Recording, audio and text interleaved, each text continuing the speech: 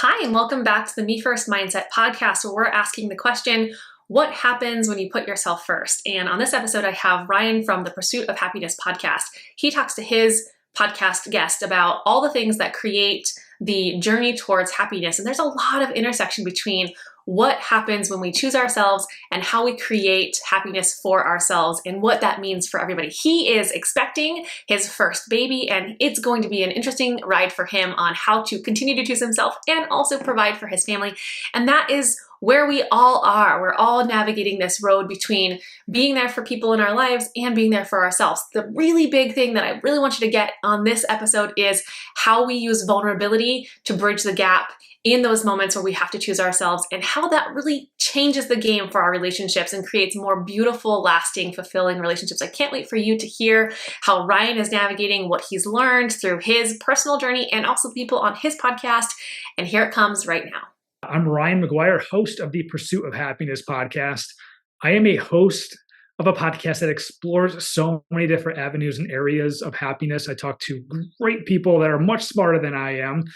And we have such amazing conversations on their journey of happiness, advice that they give along the way, everything from diet, nutrition, relationships, travel, mental health, and so much more. So check that out. So here on the podcast, we are asking the question, what would happen if I put myself first? And so my first question for you is, what does that mean for you? What does it mean to put yourself first? It means being uncomfortable. That's for sure. It's funny you asked that because I've been having this conversation multiple times over the last few weeks, months, and even years. Doing the podcast that I host, something that's come up numerous times is to put yourself first, make sure your cup is full before filling others. And it's kind of a weird sensation, honestly. Mm-hmm. I think we're taught to, be there for others and lend a helping hand, but we're not really taught to fulfill ourselves first in order to do that. It reminds me of if you've ever been on an airplane and you watch the video or you Yeah. see the instructions before you take off, it is like, put your air mask on first before your child's. I remember growing up thinking how weird that was, how a mother wouldn't put it on her child's mouth first before her own. And I completely understand that now that I'm older, now that I've had multiple experiences of growth, some great conversations. I had Tommy Breedlove on my podcast a few months ago, and he's all about filling your own cup before helping people fill theirs, and what a difference it makes to help people with their passions fill their own cup feel better when you're coming from a place of fullness and warmth and happiness than a just a feeling of depletion. Yeah. It makes a world of difference. Like I said, it is very counterintuitive. It is almost weird when you have conversations with people about let's make sure your cup is full before helping somebody else. It really sounds counterintuitive. It's like a muscle you have to practice. And once you Mhm. practice it, you start to see the benefits of it. Why do you think it's so counterintuitive? Because I agree with everything that you said. I think that people in coaching industry struggle with this first because we are always trying to help somebody else help themselves. And being in integrity in your own practice really means filling your own cup first. And we have these experiences in mainstream culture, like put your own air mask on before you put your infants on. So we have these kind of little head nods to the importance of it, but the grander picture that we're painted or that we're socialized into is that it's counterculture. Why do you think that is? That's a great question. I don't honestly, I'm still trying to figure that one out because as Yeah. I said, this is something I'm continuing to practice. And I think when you have this conversation with people that are closest to you, they give you kind of a weird look sometimes, and or that I'm not sure that makes sense. It's kind of seen as selfish. Yeah. Right. I think that's the part that we struggle with is the fact that it's seen as selfish when you take care of yourself first before somebody else. Hmm. And nobody wants to be seen as selfish. Yeah. So I think that's kind of a stigma that we all have to kind of get over, whether it's on the one giving or on the one receiving, is knowing that I would rather receive the help from somebody that's coming from a really good place. Mm. That they're practicing kind of what they preach. Um, But yeah, I really do think it's just the whole vision of being selfish. That's so interesting. I actually haven't heard it like that before, but I have these conversations with my clients as well. When we're like, "Oh, is somebody mad at me?" I don't know. Are you mad at them? Well, no. Well, then why would they be mad at you? So that's the kind of like you're kind of setting it up this way. Like I don't feel like I can fill my own cup, but it is really important for me to be mentored by somebody that can fill their own cup. Like, okay, if Mhm. it's important for me to get my experiences from someone that can, but then I can't do it myself, there's something missing here for me. And so that's the dichotomy of being able to be in choice for what you want and need. And I think that's just so interesting. And we're still getting to the bottom of it here on this podcast. What does it mean to choose yourself? And why is that so hard? And what changes in people when they are able to kind of get to the point where they see it and then can take that brave step forward, even though it feels uncomfortable? Can you remember a time where you weren't doing that? Like, was there a time in your life where that shifted for you? Oh yeah, the majority of my life I haven't done that, and like I said, I still struggle to do that. It's a practice. Um, but yeah, I can definitely remember a time, and there was a moment I remember it last year. Thank God I have a really like supportive wife who I have great communication with. So I also want to say picking a partner that you can communicate with is a huge Mm, benefit. yeah. Um, there was a moment, I believe it was about a year ago, actually, February 2023, and there was just family event after family event after Mm, family event, and I mean within like a span of like 2 or 3 days, and I just felt completely burned out because my work situation was burnout. I had no time to myself. I am somebody that thrives off of recharging my batteries with like downtime and alone time and spending mhm, time with my mind, just physically, mentally, all that stuff. And yeah, there was a family event going on in the middle of all these family events, and I remember calling her and I said, "I got to be honest with you." I was like, "Please don't be upset with me." I was like, "I need just some time to myself today. mm, I hope your family understands that. I hope you understand that." Um, I'm not quite sure if her family understood that, but Kristen did. My wife did, so I'm very thankful for that. I think it was just my battery was so depleted. mhm, And for me personally, it's weird because I'm a podcast host, but I consider myself more introverted than extroverted. So it takes energy for me to be in social places, to have all these social conversations, especially in like big groups and gatherings. But I remember having that conversation, like I said, it was a year ago, having her understand me. It just felt good. And I felt like I had yeah. a couple hours to recharge so I could be more of who I wanted to be at the next event that night, and everything was just so much better because like when I'm depleted, when I feel like I haven't recharged yet, I just kind of sit there. I feel like I'm just there and I'm Mhm, not really participating. I'm not having great conversations. I'm not part of the group. I'm just kind of there. And that's not mhm, who I want to present myself to be. And I can just imagine like if this is just that one event, like what it can do for so many people in all of their life events, or whether it's like a job interview or how they want to show up yeah. for the family and all that stuff, right? I mean, what a world of difference that one decision. I felt kind of weird, right? Like I said, Kristen, I'm going to be honest and vulnerable here. Please understand. I Mhm. need some time to recharge my batteries. What a world of difference that made. And on the other side of that conversation, leading up to the conversation, it feels like a pinnacle moment, like a monumental moment. And at the end, afterwards, it's like, oh, that's actually the bare minimum of what I owe myself. Oh Um, yeah, and if you don't mind, I also want to say this too, is because I think many of us are wired to say yes and to yeah. be there for somebody consistently. Hmm. And something I'm practicing all the time, and I'm terrible at it. But this goes for my personal life and work life is the power of no and Hmm. saying no and hoping that people respect that. And if they don't respect it, it's almost like, well, they'll get over it. Like Yeah. I have a hard time sometimes just not being there for somebody or saying no. And I'm sure this is a topic you've had to deal with a lot, especially putting yourself first, is a lot of people have to learn to say no. Right. And I think that the types of people that, because not everybody struggles with putting themselves first, right? Some people struggle with the exact opposite. And that's Mhm. okay. Not as many people, and certainly not people that are gravitating towards me and my show here. But I think that a lot of people that have a hard time with putting themselves first, it's because of a boundary issue, or like feeling like we owe our time to everybody but ourselves. And I think that one of the things that I said in a previous episode is, um, being there for everybody benefits everybody but you. And Mhm. the most important reason why that is because we don't get to be the people that we want to be. And then the danger is that the more often you do that, the less you remember about who you are. So you become this whole different person. You have this layer and layer and layer of mask. And that starts to feel almost unbearable. I've even had conversations, even on this show, of the pinnacle moment being suicidal ideation. Like, I don't even like myself. I made this Mm. full self based off of what everybody else wanted. And now I hate this.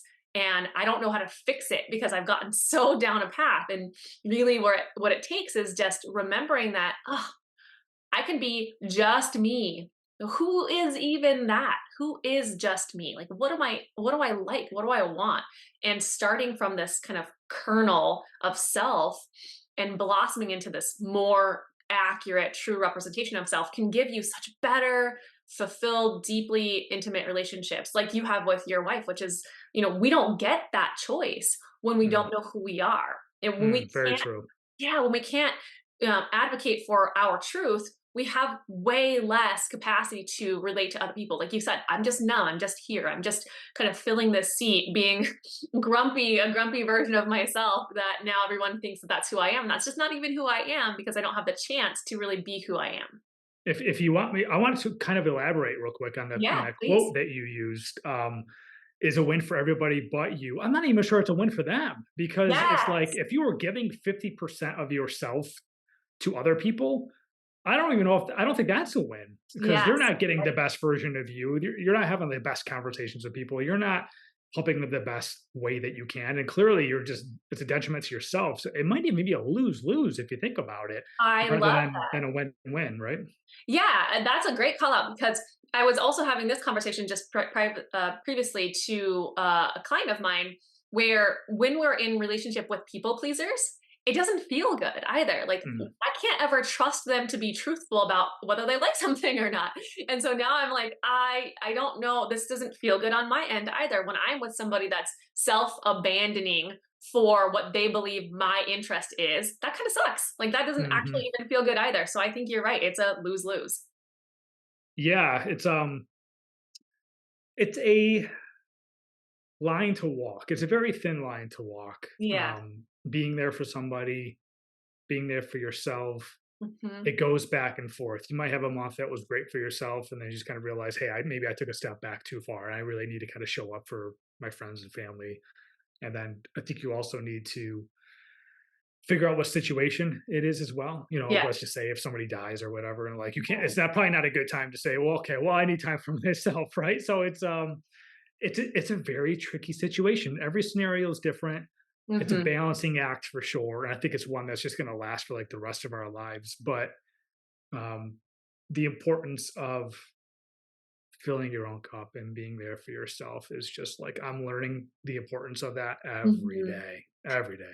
I think the key in it, as you were saying before too, is it takes just radical vulnerability. Oh So yeah.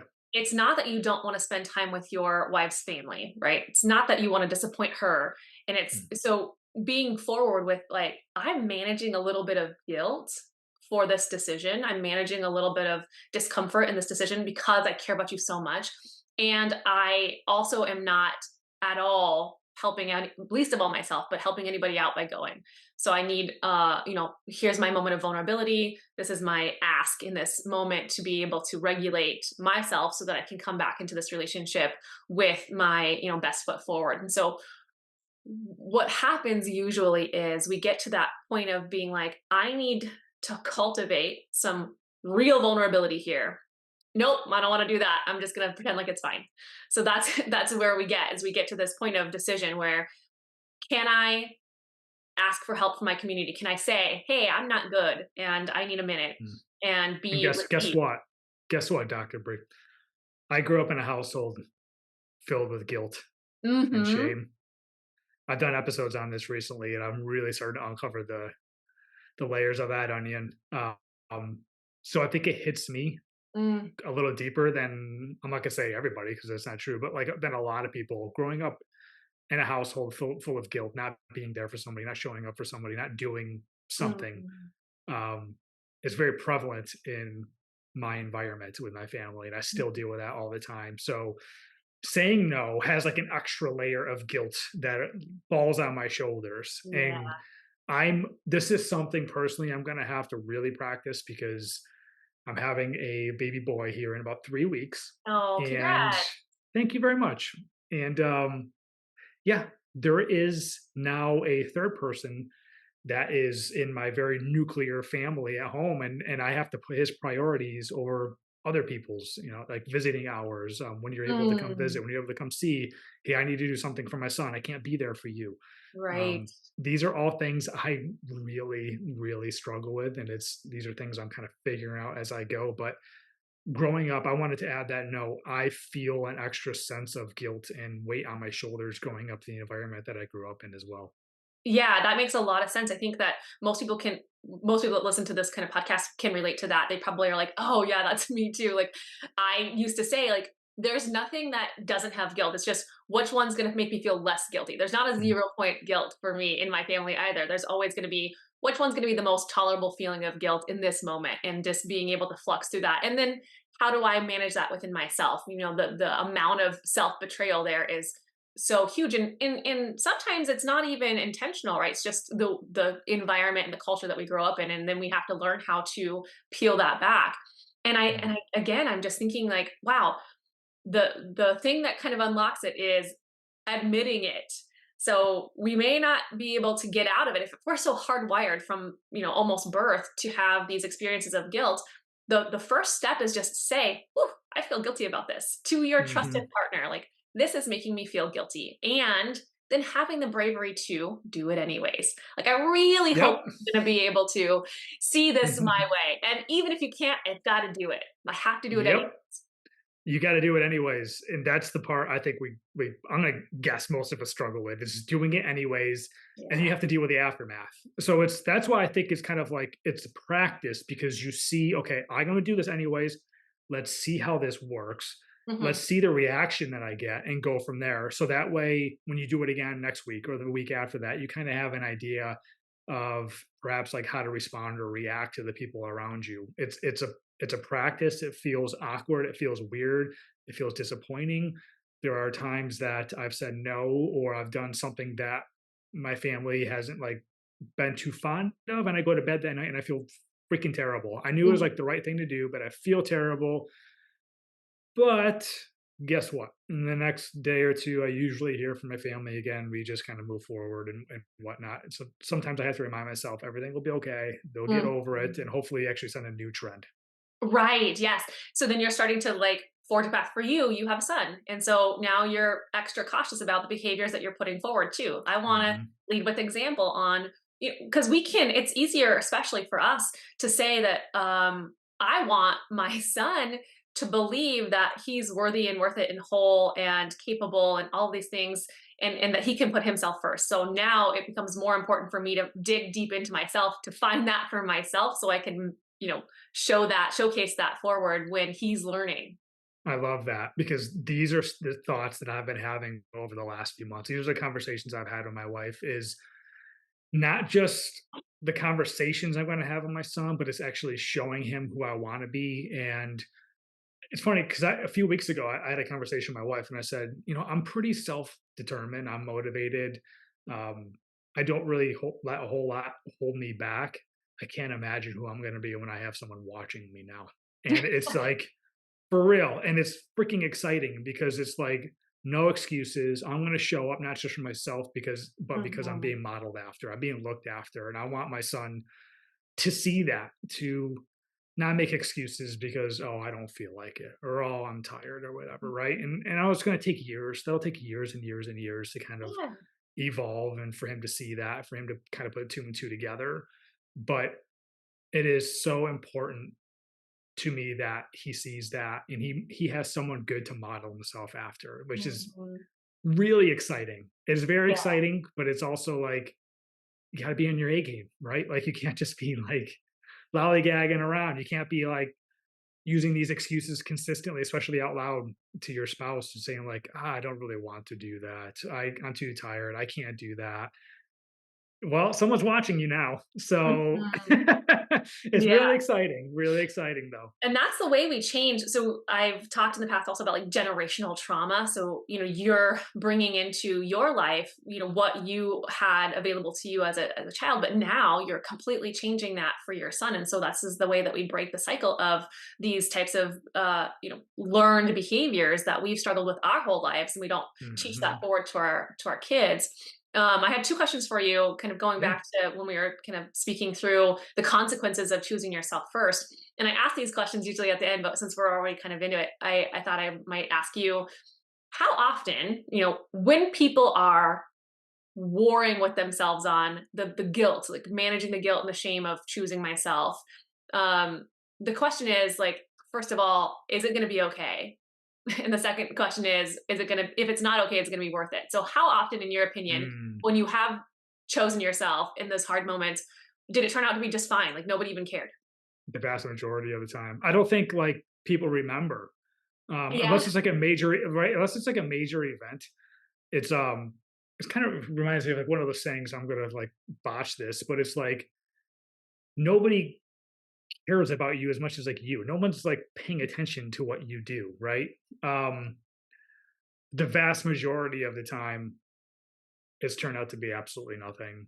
Hmm. Like I said, you just got to gauge the situation, take the temperature of the Right. room. Is it something that you really needed there for? But you're right. It really, the vast majority of the time, just turns out to be absolutely nothing. You can sleep well with your head in your pillow that night and not really think Right. twice about it. So yeah, Well, that's a good question. not only does it turn out to be kind of a little bit less than we were expecting it to be, sometimes it becomes the bridge towards a deeper connection with somebody else, right? So then now we're having this a little bit more like real, honest intimacy of, well, oh, guess what? I'm human and I'm having an issue with this. That can be a bridge and a connector. But also, it's so wild because a lot of the times that we get into that pickle of like, oh, do I did it inconvenience them or do I inconvenience me? Most of the times when we're having that conversation with ourselves, the amount of inconvenience to them is like peanuts. And the amount of Mm, inconvenience to us is like mountains. It's like, I'd rather just take the whole mountain on my own and not have to give them 1 ounce of inconvenience. It feels a lot more safe for me to just completely screw myself over and then make everyone else happy. a It's like, hundred percent, a hundred that's, percent. that's the It, way.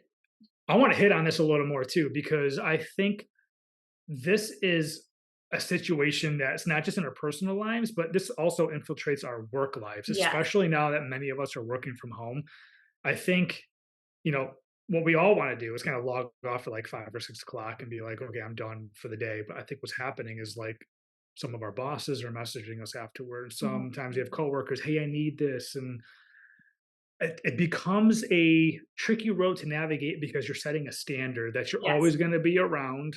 They're going to have the expectations that, oh, I can just message Ryan at 9 o'clock at night and he's going to come through Mm, and deliver it, right? Like there is, this is where that power of saying no or just being unavailable for your downtime, for your alone time, for your family time really comes in handy because it mhm. does set that standard. They're going to learn, hey, it's okay. I'll get by without him. We can start this again tomorrow and everything will be absolutely fine. So, this is something that many of us deal with the whole work situation. That's it's Yeah, tough because you want to be there for people. You know, you right. really want to be there for people and support people. You just got to learn to say no.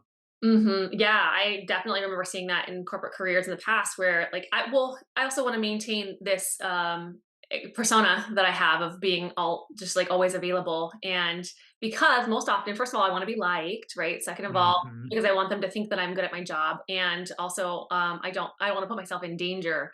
But when so most of the things that create behaviors are from core beliefs. And so one of the core beliefs that we have to challenge when we're in those kinds of mindsets is do I believe that rest and decompression and art and family time is important? Do I Mm, believe that's important? Because oftentimes when I am unavailable. Like I can't say that I'm unavailable unless every single second of my entire life is booked. Then I can say sorry, I can't. But if I have big blocks of time where I can decompress, then I must be available. So I probably should just let everybody else put their agenda in there. So when we can navigate this core belief of no, no, this is just as important. These downtime moments with my family, with myself, are just as important. My time to learn is just as important than my time in a meeting. Like I need time to research and to think critically and to decompress and to be able to flow in and out of state. That is just as important to my productivity at work as being in meetings all day long. So when we Mhm. have those core beliefs of managing both things and seeing that those both things are important, we can act a little bit better. Like, oh, I actually do need to have a full cup and capacity in my brain space to be able to be productive in anything, relationships in work, relationships in personal life. Sometimes I think we just need to zoom out and perhaps even fast forward, right? When I'm 80 years old, Oh yeah. I don't ever see myself saying, wow, I regret all that time I sat with my family, watching my kids grow up and being there for them. However, I can certainly see myself saying, wow, I really regret freaking sticking on my computer all day, doing work all day, slaving for other people as they make all this money. Like 1,000% I can see that. Yeah. And I don't know if you've right behind me is this book called Time Off. Mm, This was recommended by my company. My company actually really respects downtime, which is freaking awesome. I I think love that. more and more people need to start doing this. And Hmm. this book is all about you being more productive by stepping away. It's just Yeah. having that downtime, recharging your batteries. Like a lot of the greatest ideas come from just downtime, resting, relaxing, stepping away, going for a walk, doing exercise. Like a lot of the greatest ideas from people comes from not just kind of like pushing and pushing and pushing harder. It's a Mhm. wonderful book, Time Off. I highly recommend that one. Yeah, I'll put it on my list. I'm always looking for good books, especially in the personal development like vein of things. It reminds me of I don't know if this was like a meme or if it was like a quote, but like having the best conversations with yourself or the most productive thoughts in the shower. Like when we're in the Oh shower yeah. Oh yeah. doing nothing else, it's like we have the best like aha moments. 1,000%. I was having a conversation recently too about I'm a creative. I'm a graphic designer, so I my mind's always kind of thinking of creative solutions, how to connect the dots, putting puzzles together, stuff like that. I seem to have one really good idea is walking my dogs, two exercising, three in the shower, and four there's this weird kind of what's the word I'm thinking of? I don't know, time slot, I guess you can say, between deep sleep and when you wake up, Oh where yeah. it's like your mind is kind of at work, but you're not. You're resting. It's almost like not quite lucid dreaming, but there's a couple hours I think every day that my mind is searching for like solutions in the morning. I'm not quite deep sleep, but not quite awake. But your mind is at ease. It is just Yeah. open. It's open. It's open for clear thinking. It's open for ideas. And I think stepping away and just letting your mind be open Mhm. it just does so much for you. And I think that's why I mean, they also say like running water, all that kind of stuff helps facilitate thinking, helps the brain and all that. But it's It's the kind of like, theta brain state. So like theta brainwave yeah, we're looking for and being I think that, we're missing capacity. So when we're yeah, so compressed and we don't have capacity, there's no possibility to have creative thought oh when yeah. we're so compressed. Yeah. Yeah, decision fatigue too. I think we've all heard Oh the story yeah. how like Steve Jobs would wear like the same clothes every day because he wanted his decisions to go towards his creative ideas, not what he was Mm, going to wear. So mhm, we all only have so much brain capacity. mhm. Personally, I don't want mine running on things it doesn't need to be running on. I'd rather Yeah. use that for something more useful. Mhm. So, second question, Yeah. when it doesn't go well. So in those like small percentages of time where you make the decision anyways and that person does not well receive it, is it still worth it? It's a great question. I'm gonna say overall, yes. You went with your heart, you went with your gut, and you knew what was right. I would rather live with that Mhm. than live with a decision that I knew wasn't right, but I did to please somebody else. I don't think I would ever that wouldn't sit well with me. However, growing up in a family, like I said, with guilt. There is sometimes Mhm. some aftermath you got to deal with. Sometimes it's not worth it. Sometimes it's like, sometimes you have to predict the future and say, this decision probably not worth it. I would rather just go through the whole process of doing this anyways. I would say the majority of the time it is worth it. Like, cause like I said, I would rather know myself that I did something that was good for me and not detrimental to me, and live with the aftermath of what happens. And the aftermath can really be such an illuminator to the relationships that we have too. So most of the time, people are you can repair. So if it Sure. didn't go well, you have an option to deepen that relationship with a little more discussion and a little more repair, or you get a good clear view of this is not a good fit for me. This is a person that I want to spend less time with, and that can be in the future. You don't even choose yourself more often. You just choose to be around that person a little bit less, not because you don't like them. Like we can love people a lot and still decide that being around them this much in whatever capacity is not good for them or for me, and that can be okay too. So you get all this data points and this information on your relating style when you do show up in authenticity in your life, like, okay, this was hard, this is uncomfortable, it did not go the way I wanted it to, and it still was so important to do because it really informed how I'm going forward with that relationship. Oh, so yeah, I mean, that's a great point. I think it gets a little cloudy sometimes, your vision of sometimes you're getting all these data points, but they Yeah. do get cloudy, especially when it's family or people like super close to you. I think you need someone like you literally just said. Sometimes I think people need to know it's okay, right? Yeah. It's someone needs to tell you it's okay. You don't need to be there all the time for them. You don't need to talk to this person every day. Um, it's a struggle. It's something like I said I deal with all the time. But the more conversations I have with smart people like you, it's it has done me so good. It's been so valuable, especially knowing that it is okay. Yeah. It really is. It's okay that even though they're family, um, yeah. So what you said, I think holds a lot of weight, and I want people to kind of sit on that for a moment. Hmm. And also on the flip side, so doing this work on the side of being able to choose yourself is good. And when you are on the other end of the spectrum where someone is canceling plans on you, or I'm having a frustrating day with my family, I do try to be like, it's okay. Darn, I'm gonna miss you. I wish that you were gonna be here. And at the same time, I really want you to be healthy. So thanks for telling me that. And go do what you need to do. Please call me at another time that works well for you. So practicing it on the other end has really been beneficial for me, and it gives me, even myself, more of a reinforcement on doing it both sides, right? So like I really Mm. try to do that when my friends cancel plans. I try to be like don't guilt trip them into coming, don't whine about it, like support their autonomy, be vulnerable, like I am sad, I wanted to see you, and I am Mhm. proud of you for making a hard choice. So like that's the direction we're trying to get into, is how can I say my truth more often, and how can I tolerate when people say their truth to me more often. Oh god, yeah. Well, I really think that comes from a place of self-security and Yeah. confidence in who you are. It reminds me, yes, I'm married now, I've said it before, it reminds me when I was dating, and oh boy, if you've ever online dated or dated in 2020, whatever, you'll know the struggles of that, of people just canceling, people ghosting, people Oh just making yeah. the weirdest excuses, all that shit. And when you become really confident in who you are and you know who you are, you're very secure with yourself, you start to see that really as a loss for them. And Hmm. it is much easier to say, oh, that's too bad. And then it's okay. You move along with your day. But when you hinge all of your hopes and happiness on somebody else and looking to see them and what they can provide you, that's when it becomes really dangerous, because you're going to be consistently let down, which puts you in a tailspin, in a bad mood, and become depressed. But like I said, if you are happy with who you are and where you're headed in life and everything you're doing, it's not going to bother you. Just brush it off and say, all right, cool. Let me know. Next time you want to hang out, let me know.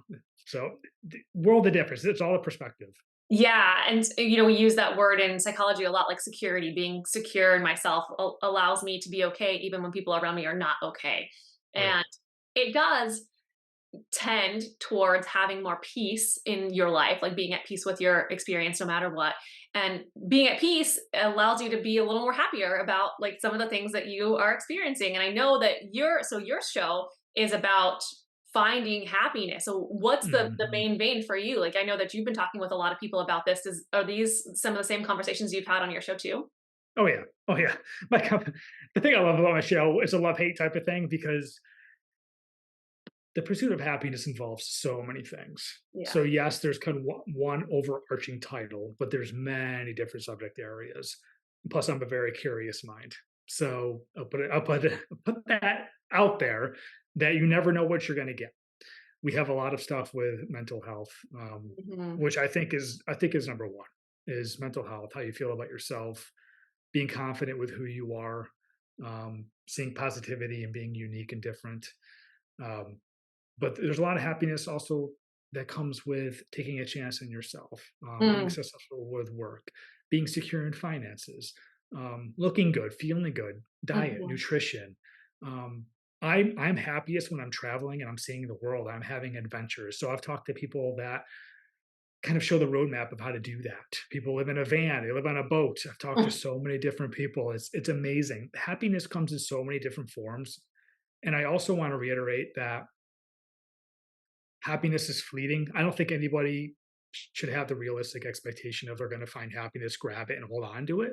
right. It's a journey, and not to sound corny, I'm sure everyone's like heard this before. The happiness and the lessons are in the journey itself. It's not getting to the goal. Getting to the goal is great, right? You're gonna love it, but it's gonna last minutes, moments, weeks, maybe months. Mhm. But then it's what's next. So my conversations, like I said, have spanned so many different subject areas, but it really all kind of comes back to the journey and Mhm. just having the belief in yourself.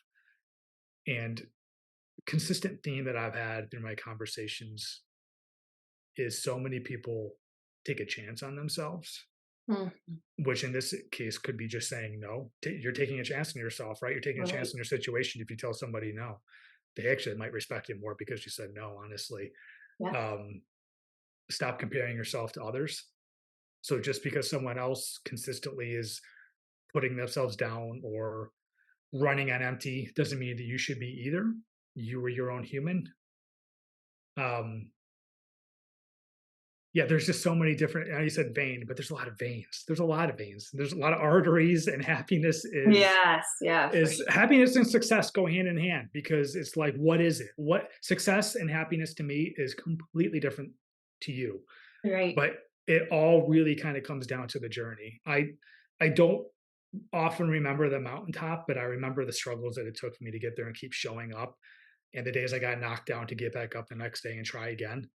Mhm. And I think one thing that I've been kind of talking about a lot recently that I started to really grasp later in life, and I really want to teach this to my son, is I think some people think there's failure, and some people think it's just a point in the right direction. Right. And I think it's how you perceive striking out, right? Mhm.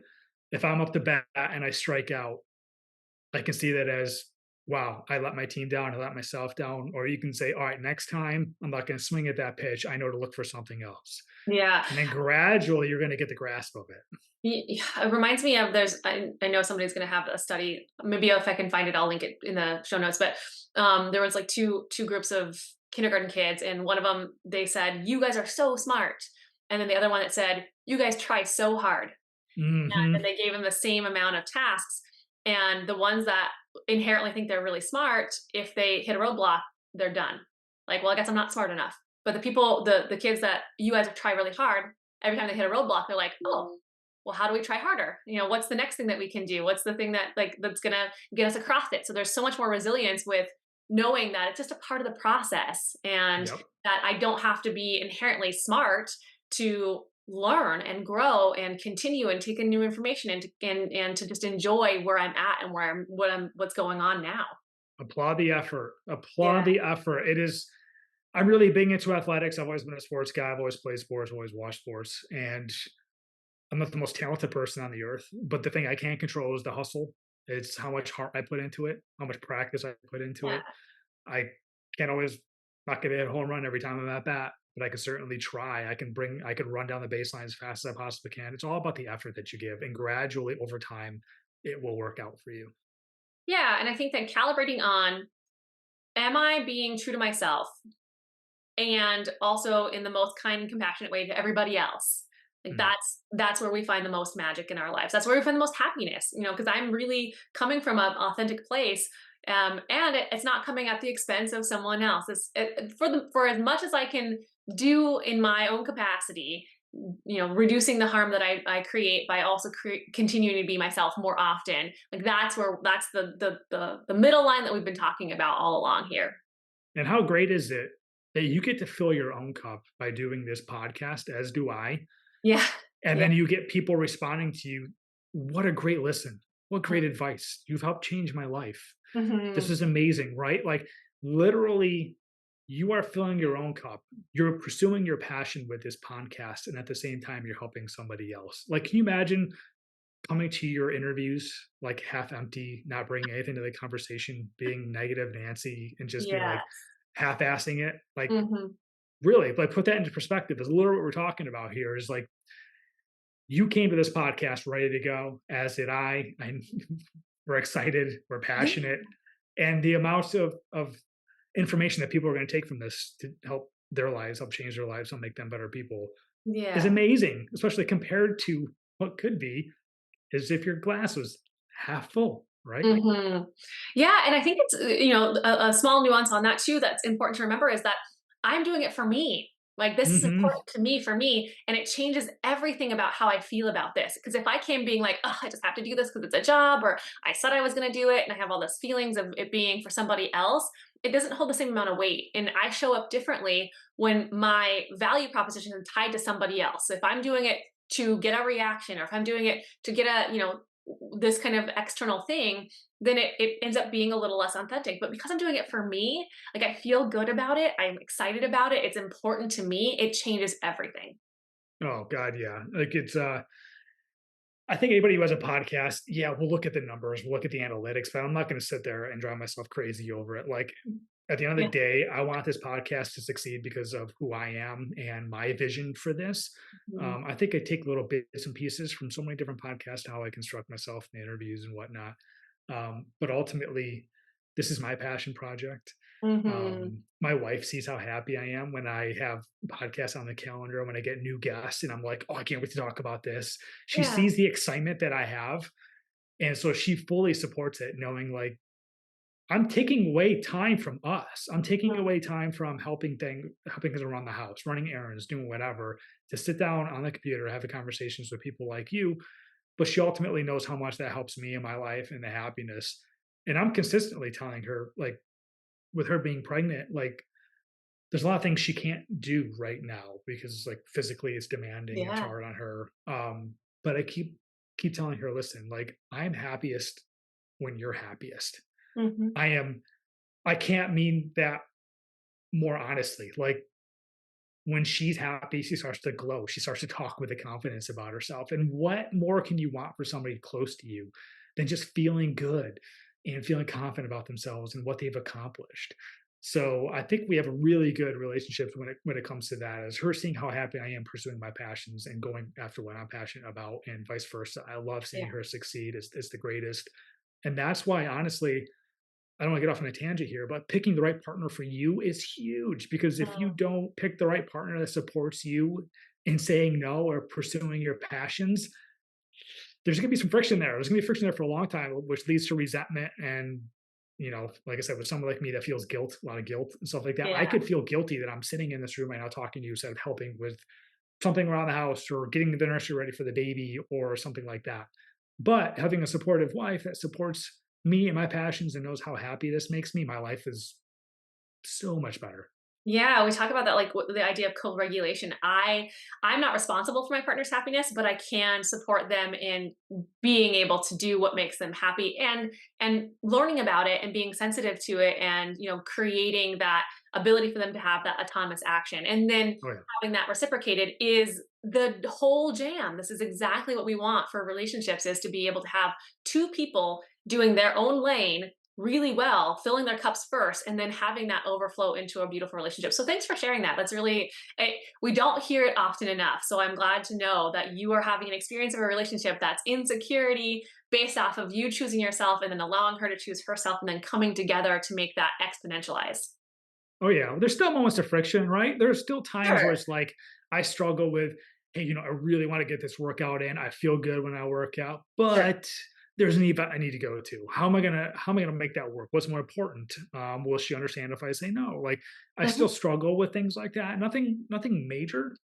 Um, but like I said, it is still it's a daily practice. But overall, having a partner that supports me in my happiness, I mean, I'll be honest with you. I think a lot of that comes with just growth and Hmm. maturity. Yeah. I got married when I was 39. Oof. If I got married when I was 29, I probably wouldn't be married anymore. Like that's just me personally. But I Yeah. do know You don't know who I you are maybe by that no, time. no. And Yeah. I think not to go down like I said another tangent here, I'll talk all day, but I think that's a struggle that a lot of us have is we continue to evolve, we continue to grow, Hmm. and we attach our wagons to somebody else when we do that. We're not really quite sure what makes us happy, what our Hmm. passions are, how we want to pursue them. And waiting, I think, to get married was kind of like it put me in a position to be like, I love to do X, Y, Z. I want to Okay. find someone who either loves to do that with me or supports the fact that I love that. And I knew Mhm. that. So when I started the dating process, it was like, hey, what are you passionate about? And I actually had real answers. And it was like, you either love it or you don't. I'm completely Mm. cool with either way. And finding somebody that was accepting of that and also supported that, like I said, makes a world of difference. Yeah, and then just going into that with that mindset is so important too. I love that you did that because again, we don't see the end result very often. So thanks for being the example for the listeners here that when you go in with that like radical self-awareness and the autonomy and the honesty, then you can have an honest match that really makes a big difference. That's so cool. Oh God, yeah. I mean, I remember thinking not too long ago, and I still believe this: self-awareness Mhm. is the most attractive trait and quality that somebody can have, in my eyes. Yeah. I love it when someone's self-aware, whether it's their confidence in something they believe in, something they're doing, or they know they're not good at something and they admit it and they say, "Hey, I'm not great at this, but I'm working on this." Mm. Regardless, I think self-awareness is freaking awesome. We can always bond and we can always connect with self-awareness. Yes, I agree with that. So my last question for you is what advice do you have for people that are trying to create self-awareness, look for happiness, choose themselves more often to create more autonomy in their lives and have more authentic relationships? What's the advice that you might have for them based off of what you've learned? Yeah, it's basically what I was just saying, like, work on yourself first, and I know that sounds kinda corny, that sounds cheesy, work on myself, love myself. I think we all hear that, but we don't really know what it means, right? We all just want someone to love us. Yeah. I found the love of my life when I started to love myself. Um, when I became really confident in who I was and who I provided and the path that I was on, Mhm. um, I started to travel alone, which Yeah. made me super happy and interesting. I thought it was weird at first, like, how are people going to view me, right? Stop caring what other people think. Seriously, comparison is the thief of joy. Stop caring what other people think. When I started to take trips on my own, I started to take solo trips and I would just take these pictures and post them on social media and stuff, thinking like, oh, people are gonna probably think I'm alone because I can't find somebody. So I'm taking these trips by myself. What are they going to think about?